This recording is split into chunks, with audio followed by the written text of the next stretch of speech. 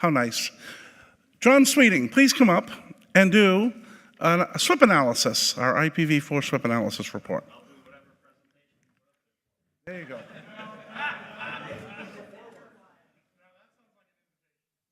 I did get trained on the remote, so we're ready to go. Okay, so just I'll leave this up. Everybody can, a lot of people know what SWIP is, but we added this slide in just to level the playing field. I don't know, maybe 3 weeks ago, a month ago, we were asked to provide some statistics to the AC for, I believe it was maybe 2017-3. So we went through doing that, and we provided it, and they saw it, and they said, well, this would be some good information to share with the whole community.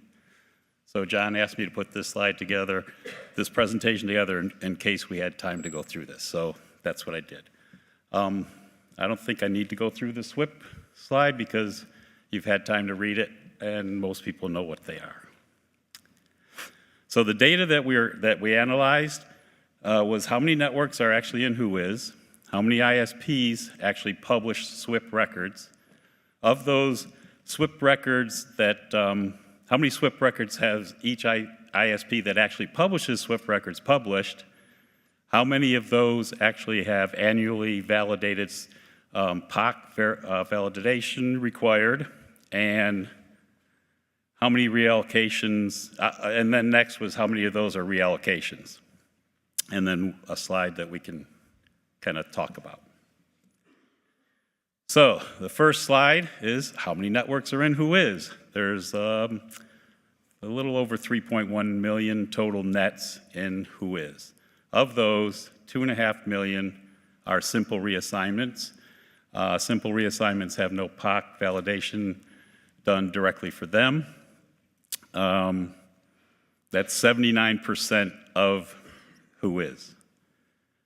Detailed reassignments, so that's the reassignments that actually do have POCs and have more information in it.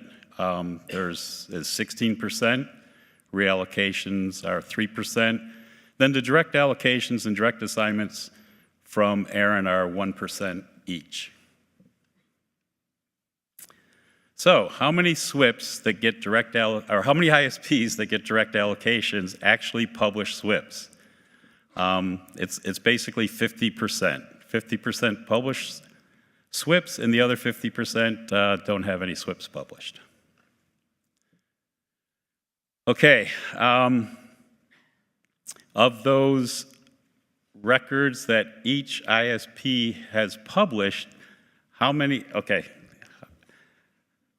this is each ISP, how many SWIPs has each of those ISP published that have actually published? There's 4 ISPs with 100,000 plus SWIPs, which is equal to 56% of our SWIPs that have been published. 22 more ISPs that have between 10,000 and 99,999 is actually, they account for 23%. So between those two categories, 26 ISPs account for 79% of the SWIPs in the database. And then you can see the other data. It gets a little bit smaller, 14% with 1,000 to 9,999, 6% with 100 to 999, and 1% that actually publish between 1 and 99 SWIPs. So of those SWIPs that are published, how many actually require annual POC validation? So this would be all your reallocations and all your direct, detailed reassignments. 6 ISPs that have 10,000 plus, at least 10,000 plus SWIPs actually account for 66% of the SWIPs that require annual POC validation. There's 30 ISPs between 1,000 and 9,999 SWIPs that are another 19%, and then you go down 178 between 109.99, so that's 11%, and then 4% with between 1 and 99. So there's actually 36 ISPs that account for 85% of the annual POC validation messages, emails that have to go out, and the work that's associated with all that. But it's interesting that 6 ISPs account for 66%. So if you take away the detailed reassignments and you just do the reallocations, 30 ISPs with 100 plus reallocations are 93% of the database. When it's broke down, it's like 8 ISPs account for 80%. So it's a very, very small number of ISPs that are responsible for most of the data we're trying to keep accurate within the WHOIS database. So what does this tell us? It tells us that 79% of SWIPs are not required to be validated. Only 51% of ISPs actually publish SWIP records, and of that, 6 ISPs are responsible for maintaining 66% of the SWIPs requiring annual validation. So those are the numbers we shared with the AC, and not sure what they did with them, but we're now open for discussion, questions. Microphones are open. Center microphone. David Huberman, Oracle, Aaron AC. So, John. Yes, David. John. Now, we've talked about this privately, but let's talk about this publicly. To me, this has to be a huge wake-up call to the Aaron staff, the Aaron board, the Aaron AC, the Aaron community. A lot of the problems that law enforcement community, a lot of the problems that as a policy community we talk about with POC validation simply come down to education of a very, very small handful of organizations. If we spent time and money with the staff doing actual outreach to these 6 ISPs, and in some cases to these 30 ISPs, we could do much greater things. Losing my words here. We would be Improve accuracy. We would improve accuracy. We would improve validation. We would help our friends in the law enforcement community. We'd help our friends in the operations community in a much greater and more meaningful way than any of these policy changes we're talking about. You might need to stand by the mic for a moment. So, I agree, but need to ask a question. Yeah. It would be nice to know for parties that do not comply after they've been educated what the intent of the community is. Because how you approach that education, how effective it might be, a lot of it depends on what your attitude is towards non-compliance. Yeah, And so the policy question is still a really valid one here, because having clarity on what the community's expectations are make it 10 times easier to do the communication with those organizations. So your point hits home in a way I never expected. When we had the previous iteration of POC validation, and we tried to put a little teeth in it. We said, if you don't validate your POCs, we're actually going to strip your reverse DNS. And when I read that as an operator, I said, oh, heck no. I'll put my considerable body in between policy and that, okay? We're not stripping people's reverse. But if you then change the topic and you say, well, it's actually only 6 ISPs, and let's say 1 or 2 of them just wants to be a little bit belligerent to what the community wants, that's actually where I'd actually be more in favor of those types of things. So it's a very good point you bring up. Thank you. Kevin Bloomberg, The Wire. Can you go back to the questions that were asked? And just to clarify, those questions were asked by the advisory council. Is that correct? The questions. No. Where did the questions come from? What does this tell us? No, the the questions? questions that were asked. Who All were the they way? asked by?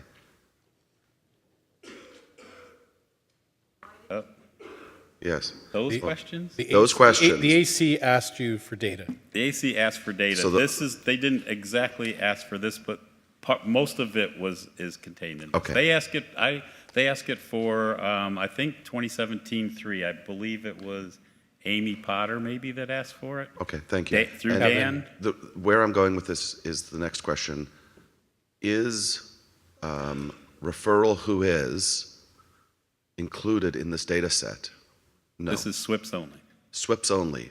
So We don't POC validate. I understand that. Where I'm getting is there is a major set of data that is missing from this in terms of the total aggregate amount of IP space, because the number of orgs that use referral who is also very large. So these numbers look extravagantly interesting, but they're completely missing out on also another incredible number of companies and orgs that use referral who is where you're not pulling the data. So you've got to, I want the community to know this is not 100% of the orgs and 100% of the address space. This is, I don't know how much of the address space and how much of the orgs. So it's, the problem with statistics is we got to know what it's based on. How much of the address space, et cetera, is this based on? Right, but this is totally for the who is accuracy and POC validation is what they were requesting. Right, but if 60%, I'll use a random number, if 60% are using referral who is and their numbers are, and their SWIPs are completely baloney, it's even worse in terms of validation. Thank you, Kevin. Jason Schiller, Google, ASOAC. Just wanted to follow up on the conversation that John and David were having. And the question was posed, what does the community want in terms of if we sit down with these 6 large ISPs and they are the majority of the problem, what does the community want to happen? Unfortunately, I don't think that's a simple question. I think what the community needs to understand is what are the challenges and at what scope and what scale is preventing this data from being better?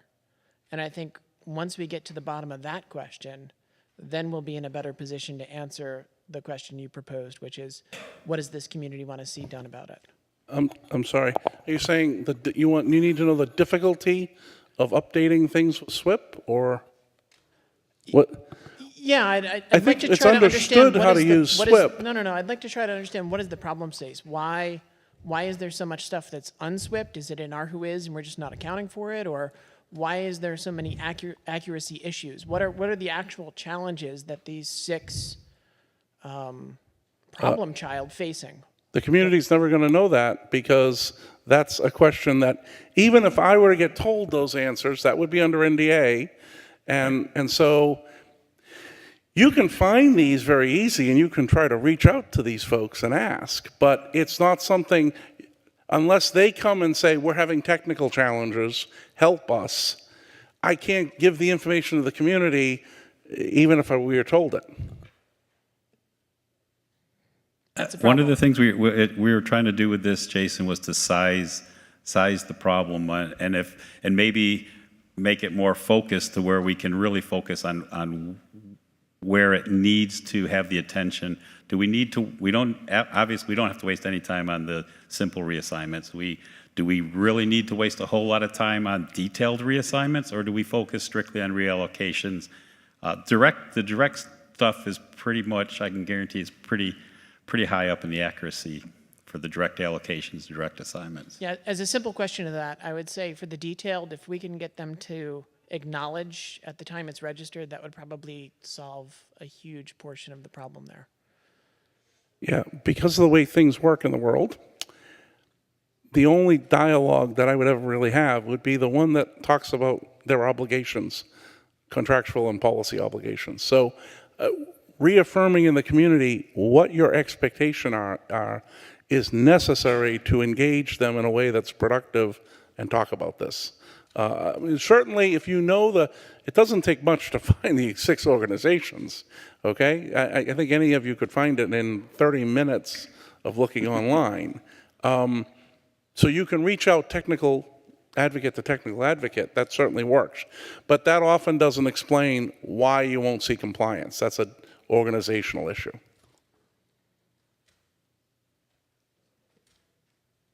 Matt? Matt Petak, Yahoo. I beg your indulgence for another stupid question. 2017-3 and the discussions around it seemed to hinge on action taking against the org whose POCs didn't validate. Is that correct? I'm I sorry. believe so. Okay. Yeah. I'm not sure that's a good characterization. It's a policy that sets certain requirements. I mean, it's going to hinge on whatever you guys give us for text. Point being that the teeth we've been talking about thus far have really been aimed at saying this org ID didn't validate its POCs. Now, the slide you have here is really talking about which ISPs are putting out SWIPs and who's actually validating POCs and who isn't. It's not 30 ISPs that we are concerned about the POCs being invalid for. It's several tens of thousands or however many. I don't know exactly how many invalid POCs we have in the database at the moment. So I think we're comparing somewhat not quite orthogonal data sets here in that we talk about a policy that punishes the people one level down from the people we're reporting data on here. This is not specifically in response to the policy proposal. This is just an analysis that we did to try to answer questions the AC posed to us. Which I thought was being asked relative to that policy. Okay. So Amy could maybe address what they specifically wanted that data for. Sure. So we were trying to figure out whether or not it would be effective to take those teeth a level up and put some requirements on the upstream ISPs that are making these reallocations to require their customers to update their POCs. And so we wanted to see, well, how many reallocations does the average upstream make, and all of this fun information. So that answers my question. Basically, this is the follow-on to 2017-3 in that instead of going after the org at the lower level, what if we went one level up and said, who's putting out these SWIPs to people who aren't validating? Right. Thank you for clarifying that. Awesome. Can we please recognize the AC chair? Yeah, so Matt, if you see, there's 530,000 SWIPs that require, this is both reallocations and the detailed reassignments. If you take the detailed reassignments out and just go with the reallocations, it takes it down to 82,000 records. Okay, closing the microphones on this because we're going to be going into open mic shortly. And we do have a speaker at the end of the table. Go ahead, Dan. Middle of the No, sorry, John. This is Dan Alexander. Amy captured most of what I was going to say. Just for clarification and to Kevin's question as well. This was just a request of staff from the AC for background information so we could scope out some of these conversations. Since this information had some interest, it works well in a presentation as well, but it's in no way an all-encompassing SWIP analysis. Okay, center front. David Farmer, University of Minnesota, Aaron AC. Yes, we could all go find those, how many ever number of ISPs. They also know who they are. There's a lot of people making certain kinds of assumptions in the room, and we're only hearing one side of the story. I would implore one or two of them to try to get their side of the story in the air too. Thank you. Center front microphone. Owen DeLong, Akamai. Once again, I will say we are the recipient of a lot of SWIPs, not the originator of them. And the characterization of validating SWIPed contacts on reassignments as a waste of time bothers me greatly, because it is the primary mechanism by which we discover that somebody has named some random individual within our organization as a point of contact that they shouldn't be named as, responsible for space they had almost nothing to do with other than signing a contract once upon a time with an ISP. So we'd like to get our legal department out of the SWIP business, and the POC validation process is one of the primary mechanisms by which we're able to do that. Please don't take it away without some suitable replacement, such as POC validation at time of entry, which we'd really like. Okay, very much. John, thank you for your presentation. Very informative.